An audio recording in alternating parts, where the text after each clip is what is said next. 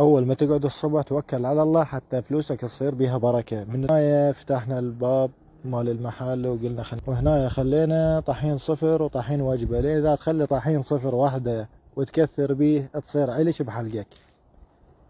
وهنا تنيت العجانة لحد ما تكمل وتعجن لحد ما تتلابس، يلا أجي أكملها وأنشفها حتى تطلع ملوزة.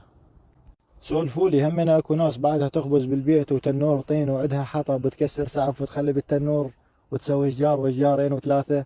ما ادري هاي الناس انقرضت بعدها لو موجودة بس بالارياف. اظن اكو بالارياف بعد محافظين على هاي الطبيعة، واحلى شي خبزة التنور ويا السعف والعكوسة والكرب. وهنا بديت اشنق لحد ما ترتاح العجينة، وسويت نص تختة على مود حتى لا تنزل لان الجو حار. صارت الساعة هنا تقريبا 5:30 6 لحد ما يجي الخباز نلقيها مرتاحة. وهاي أول تقطيعة للخبز. وهنا بدينا نتريق وصبينا الريوق وسلامكم العافية.